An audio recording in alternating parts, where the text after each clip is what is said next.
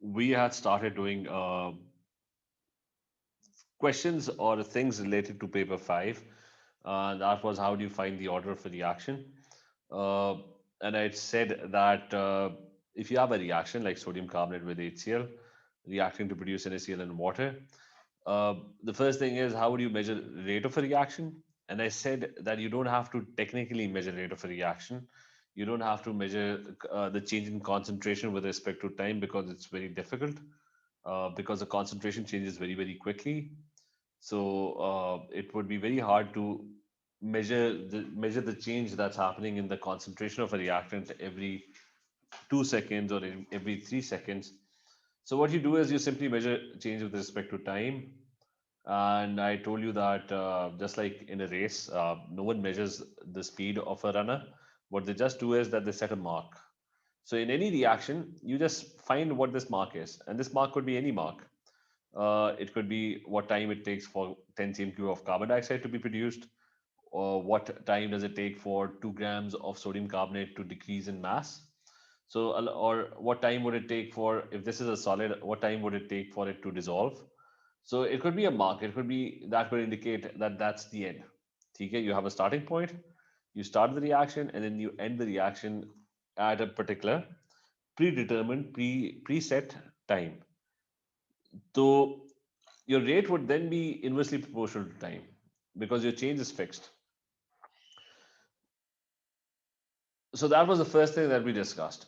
And then I said that finding the order is very easy. What you just need to do is, if you're trying to find the order with respect to HCl, then only HCl's concentration should change. And all other reactants, their concentration should remain fixed. And the way that you do that is that how do you keep the other reactant concentration fixed is that we talked about dilution, that you in an experiment you just have a particular volume of HCl and you need to dilute that solution. Like for example, if you're given a 0.2 mole per dm cube solution of HCl, what you're going to do is you're going to do several reactions. You're going to change the HCl's concentration and see how the rate is affected. What needs to be ensured is that the other reactant, its volume and its concentration should remain constant. And see, dilution is done. If you have 100 cm³, you add water to it, 0 cm³. If you dilute it, you add 20 cm³ of water, but now you take 80 cm³. The total volume must always be a constant because the total combined volume of the solution, which is a combination of the two reactants, that should not change because if it changes, then the concentration would vary because concentration is moles over volume. Okay, Sarah, was this all clear? Yes, sir. So now the other thing that can be done is to find the order with respect to a particular reactant. Same experiment.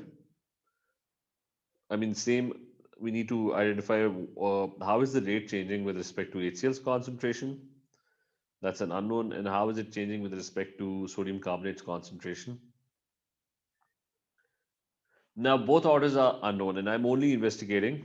So I'm trying to figure out another way of finding the order of a reaction. So what can be done is that based on the previous case, remember sodium carbonate needs to be kept constant.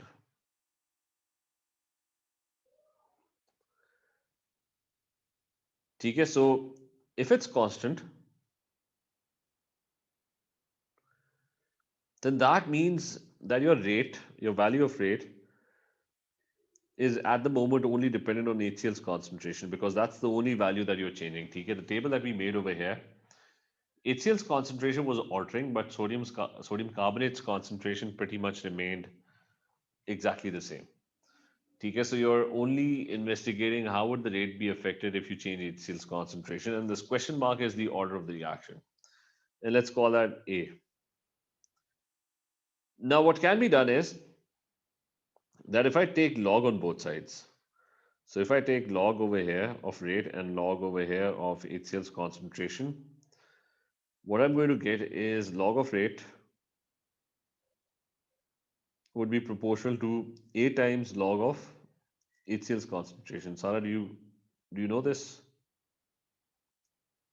part in log, then when you take log of something, the power becomes the coefficient. So how do you get this? Yes, sir. The power will become the coefficient. Yes, I mean, what is we did log, right? What was log based in? Like you express every number in the powers of 10. For example, you have this number. If I take log of this, use your calculator. What do you get? The value that you're going to get is probably going to be. Can you just check? Is it going to be 5 or 4? 4, I think. 4. So that means it's 10 to the power 4. Okay, this is what log did, right? If you remember pH and equilibria, remember we expressed all the concentrations of H plus 1 in terms of pH, which was log of H plus 1.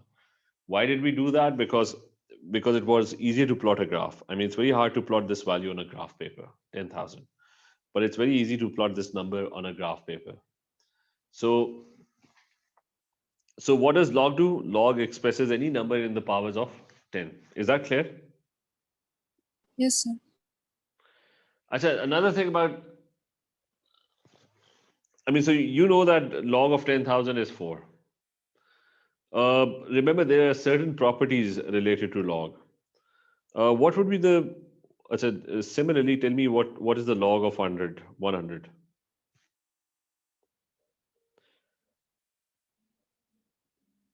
I mean, 100 is 10 to 2. the, so it's 10 to the power 2, right? Yes. So that's pretty obvious as well. I said now there's certain properties. I'm going to do those properties quickly. Like if you multiply two values, so let's say I multiply 100 by uh, if I multiply 100 by 10,000, what value would I get? I mean, it's basically 10 to the power 2 multiplied by 10 to the power 4. So I'm going to get 10 to the power 6, right? Can you check your calculator? Yes, sir. Acha. So what log does is, I mean, look over here. I mean, 10 power 2 is 100. 10 power 4 is this one. If I multiply the two, I get 10 power 6. Is this clear as well? Yes, sir. Like if you multiply two numbers, their power gets added up. Uh, and log, what does log do? It actually gives the answer in the power. For example, what is log 100?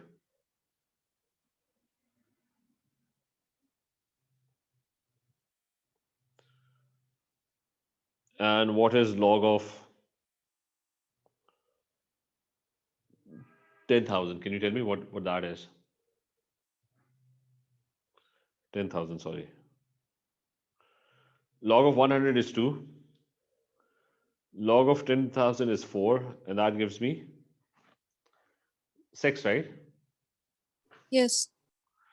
I mean, this is what you're getting. TK log expresses the value in the powers of 10. TK, is this clear so far? Yes, sir.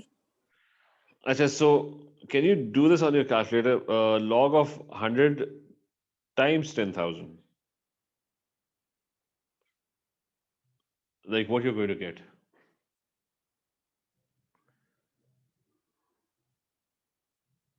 6. You're still getting 6. So, so what that means is that if you individually take these values, this is, I mean, the log of this would be 2, the log of this would be 4, right? So log of this, it's 2 plus 4, it's coming out to be 6, right? And if you even multiply them, you're going to get 10 power 6, and you take the log of that, it's going to come out to be 6, right? So what that basically means is that these two terms are exactly exactly the same. And the property that you can derive from that is that if you multiply two numbers and you take the log of that, that would be the same as if you took the individual logs and added them up. Okay, so that's one property of log. Is that clear? Yes, sir. And the other property, so that's one property of log. That multiplication, if you take log, it becomes addition. I mean, this is exactly what's happening. Multiplication, but the powers are getting added, right? I mean, it's 2 plus 4, it's going to give you 6. So multiplication actually becomes addition when you take log. Uh, so that's the first property of this function, which is log. The other property is that the power becomes the coefficient. Like for example, if I try to take the log of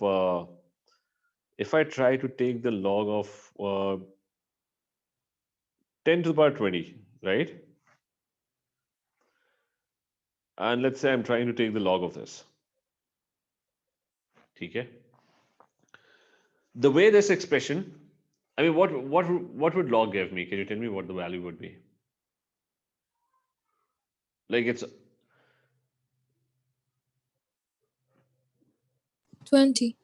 think it's going to be 20 because it's already given. I mean, log expresses any value in the powers of 10. I mean, so the power is already there. That's 20. So you're going to get 20, right? And now something similar. Let's say I'm taking the log of,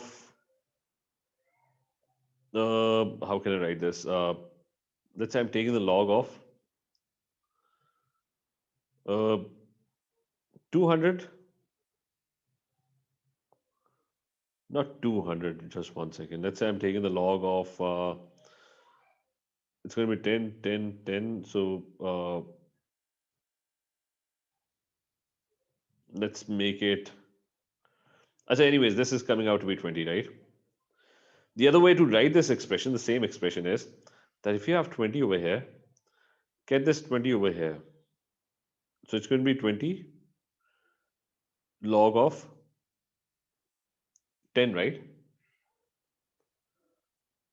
What is log of Yes. 10? What value do you get? 20.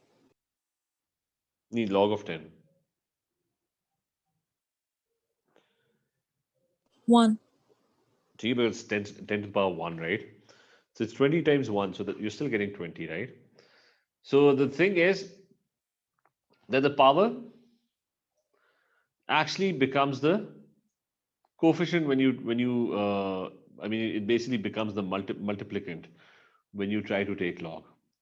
So, for example, if you're trying to, you don't know what the order is, you don't know what the power is. If you take log, then the power actually, the a over here would actually become a multiplicand or a coefficient in the formula. Okay, so these are some properties of log. One is that if you're multiplying two numbers, you take log, they're getting added. Okay, for example, if you're multiplying 10 square by 10 power 4, log would be 4 plus 2, and that would give you 6. Okay, so log is dealing in the powers. So multiplication becomes addition in log. And the other thing is, if any number has a power, particular power, then that power would actually become the coefficient. So, for example, if we do this thing, I'm trying to take log of 20 square, right? What is 20 square? It's basically log of 400. What value do you get? I mean, what 10 to the power what is 400?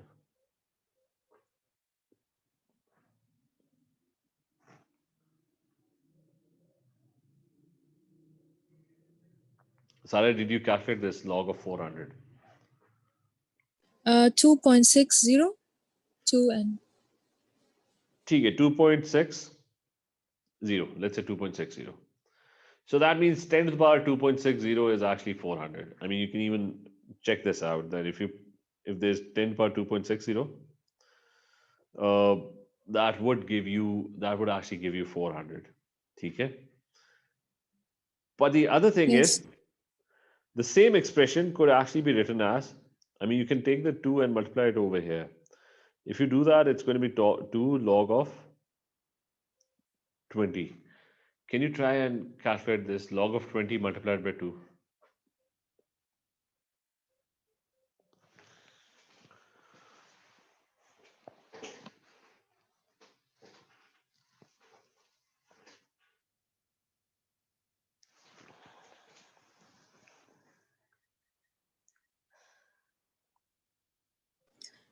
Yes, sir. 2.60. The same. You're going to get the same value. Okay, so remember this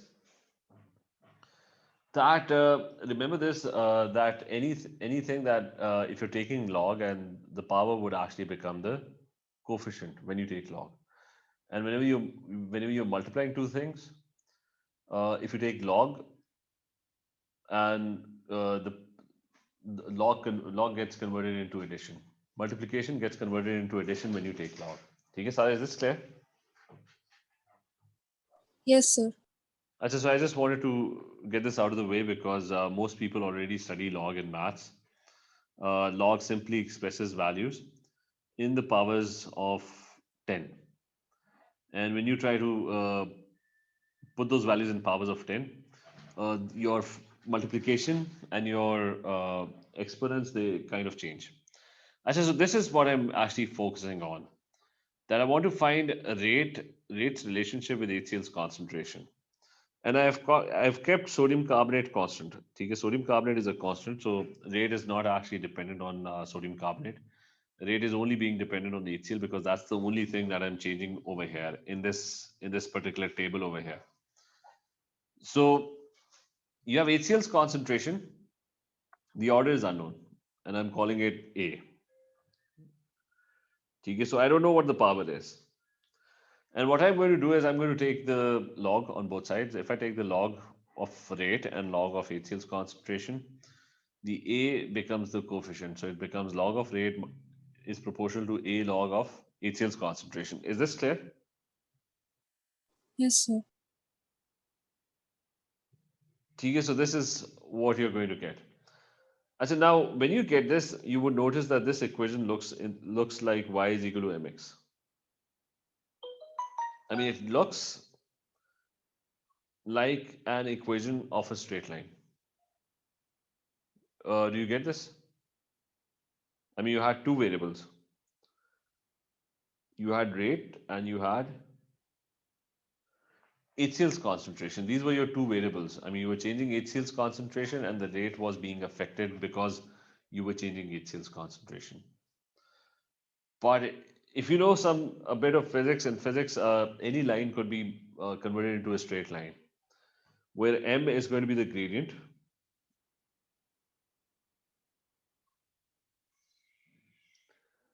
X over here is the independent variable,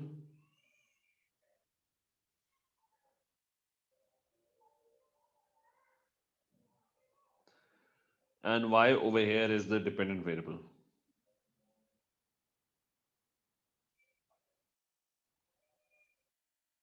So what's independent? Independent, you're changing HCl's concentration. Hence, that's an independent variable because you're doing that.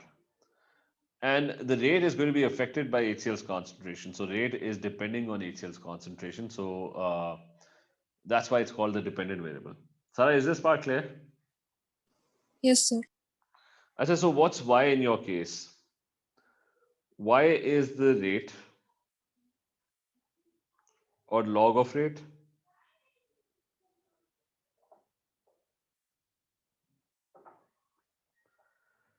So what is m? M is obviously the gradient. And finally, you have x. X is log of HCl concentration. So you're going to plot y with respect to x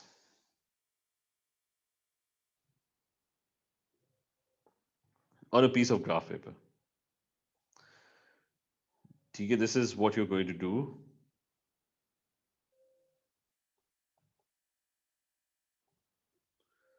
So there's going to be log of rate plotted over here.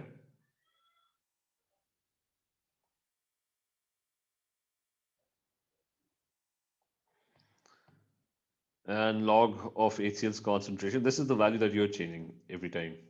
You change HCl's concentration and the rate would be changed.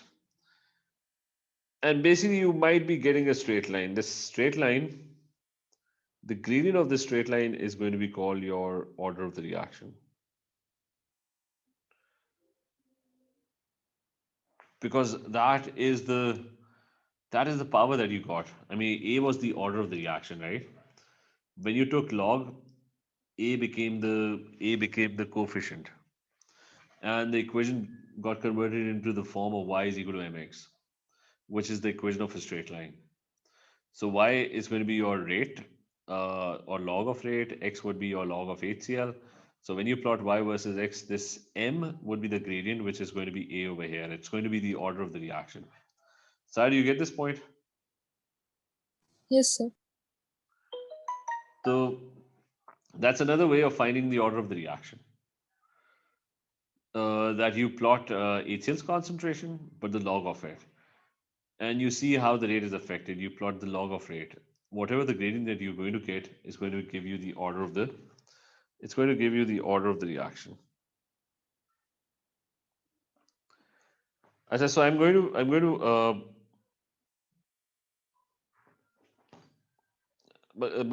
is all clear, right?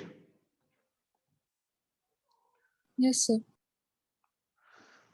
So we're going to go back to the question now, and the question states. So the question states the reaction between hydroxides. So you have two reactants. One of them is this one. The other one is a halogenoalkane. And he's saying suggest a practical method that would confirm that the reaction is first order with respect to OH minus 1. So we are only investigating OH minus 1. We need to figure out how would the rate be affected if we change OH ion concentration. Like, what would be the order? So I don't know what the order is. So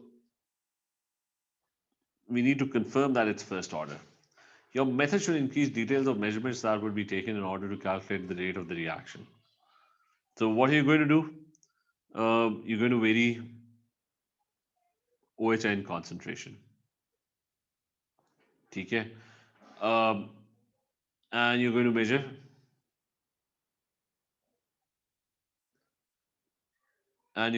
rate. And then I told you in detail how OH ion concentration is going to be varied. That you would start diluting it. Like if you add 100 cm cube in the first reaction, you're going to add 0 cm cube of water.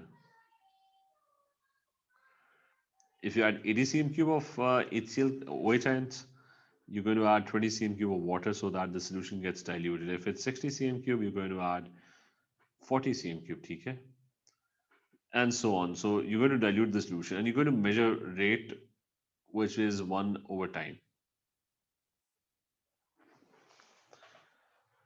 And then you also need to know what is the point at which, how would you figure out the mark? Like you start the reaction, then at a certain interval, the reaction should stop. Okay, so the start point is known. Where would you stop this reaction? So, any idea how would you do that?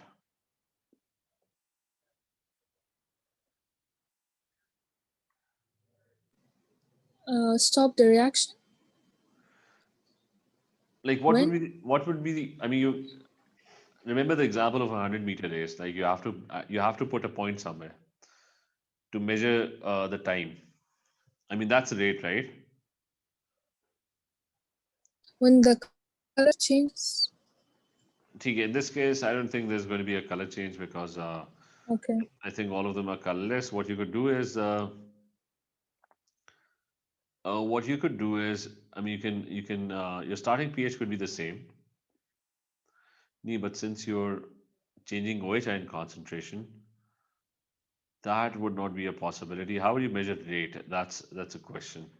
So what you could do is you could add silver ions. An AgBr precipitate would be formed, but that would happen too quickly. That's also not a good idea. You can measure pH, like you want the pH to be at a certain point, so you can measure pH. Anyways, there has to be a predetermined endpoint. So every reaction is going to have a different rate, a different time is going to be taken. And finally, you're going to plot the graph of y is equal to mx, which is where Y is going to be your rate, X is going to be your concentration of OH ions that you're changing, but the log of it. And after several experiments, when you plot the values, M is going to be the gradient of the reaction or the order of the reaction. ठीक है Sara, is this clear? Yes, sir. Actually, it's a 4 mark question, so let me also search how this question is actually. SW1942.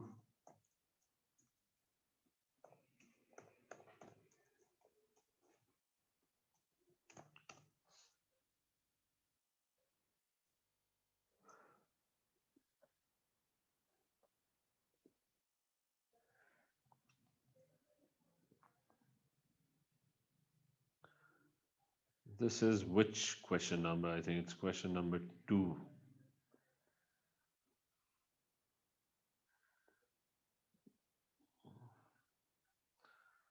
Question number, this one. TK, the other one should be added in excess, that's 1 mark. Several experiments with different OH concentration, that's you need to keep, this is missing, you need to keep all other variables constant. You measure time, that's how we are measuring rate. Okay, this is how we were measuring rate. Rate is 1 over time. The other mark is okay,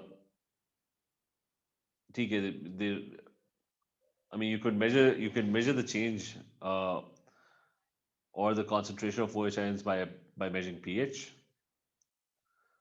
and process plot graph. So that's the last thing, you need to plot a graph, and from that graph you can either do the gradient thing and you can find the order of the reaction. You could figure out how changing OH ion concentration changes the rate. Okay, Sara, is this clear? Yes, sir. So the things that were missing were that in this answer, the things that were, I mean, they must have mentioned there clearly. The thing that was missing was that all other variables, they have to be kept constant, like temperature. It's OH versus rate. That's what's going to be plotted. And I was actually using silver ions. Okay, so you could measure the change happening by a couple of things. That is pH. pH would give you whether OH is increasing or decreasing. So you can measure it with respect to time and you can find out how quickly or how slowly the pH is changing. The other one was if you add Ag plus 1, AgBr minus 1 is going to be produced. So that would also give you an idea how quickly that is happening. Okay, is this clear? Yes, sir.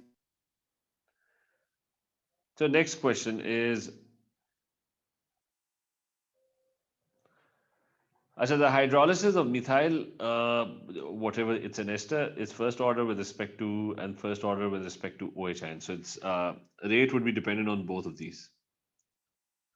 And for both, the order is first order. And they've given you an experiment in which there's this ester and there's this OH ions. And you have to write a rate equation for this reaction and calculate the value of the rate constant K under these conditions and state the units K. So Sarah, try and do this and tell me what the answer is.